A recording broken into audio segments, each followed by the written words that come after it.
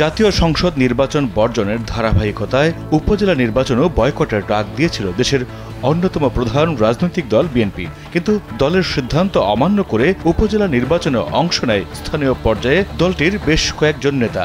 বহিষ্কারের তকমা যাতে গায়ে না লাগে সেজন্য আগেই দল থেকে পদত্যাগ করে বেশ কিছু নেতা যথারীতি দলের সিদ্ধান্ত উপেক্ষা করে নির্বাচনে অংশ নেয় অন্তত ৭৩ জনকে বহিষ্কার করে বিএনপি।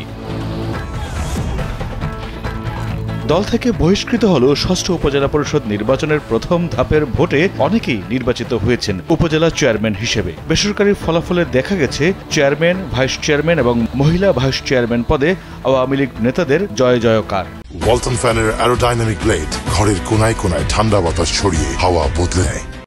অধিকাংশ উপজেলাতেই জয়ী এবং নিকটতম প্রতিদ্বন্দ্বী উভয়ই আওয়ামী লীগের নেতা। এমন পরিস্থিতির মধ্যেও বিএনপির রাজনীতির সঙ্গে জড়িত অন্তত ৭ জন নেতা চেয়ারম্যান পদে নির্বাচিত হয়েছেন, যদিও বহিষ্কারাদেশ মাথায় নিয়ে চেয়ারম্যান পদে লড়েছিলেন ২৬ জন প্রার্থী, যার মধ্যে বান্দরবান সদর উপজেলায় বিজয়ী হন আব্দুল কুদ্দুস। জেলা আওয়ামী লীগের সহসভাপতি একেএম জাহাঙ্গীরকে বড় ব্যবধানে হারান তিনি।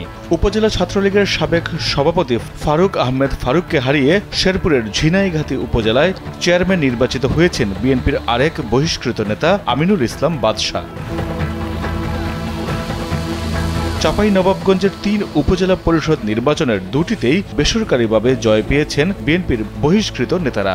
অন্য একটিতে জিতেছেন আওয়ামী লীগ নেতা। গোমস্তাপুর উপজেলায় আশরাফ হোসেন আলিম ও ভোলাহাট উপজেলায় নতুন চেয়ারম্যান হয়েছেন আনোয়ার হোসেন। আওয়ামী লীগ নেতা নাজিম উদ্দিনকে হারিয়ে ময়মনসিংহের হালুয়াঘাট উপজেলায় চেয়ারম্যান নির্বাচিত হয়েছেন বিএনপি নেতা মোহাম্মদ আব্দুল হামিদ। তবে নির্বাচনে অংশ নেওয়ার কারণে বিএনপি থেকে যেসব নেতাকে বহিষ্কার করা হয়েছে সেই তালিকায় মোহাম্মদ আব্দুল হামিদের নাম পাওয়া যায়নি। গাজীপুর সদর উপজেলা চেয়ারম্যান নির্বাচিত হয়েছিলেন জেলা বিএনপির বহিষ্কৃত সহসভাপতি ও সাবেক চেয়ারম্যান ইজাজুর রহমান মিলন। উপজেলা পরিষদের বর্তমান চেয়ারম্যান অ্যাডভোকেট রিনা পারভিনকে হারিয়েছেন তিনি। সিলেটের বিশ্বনাথ উপজেলায় সাবেক চেয়ারম্যান ও জেলা বিএনপির সাবেক সহসভাপতি যুক্তরাজ্য প্রবাসী মোহাম্মদ সোহেল আহমেদ চৌধুরী বিজয়ী হয়েছেন। উপজেলা আওয়ামী লীগ নেতা অ্যাডভোকেট গিয়াসউদ্দিন আহমেদকে হারিয়েছেন তিনি।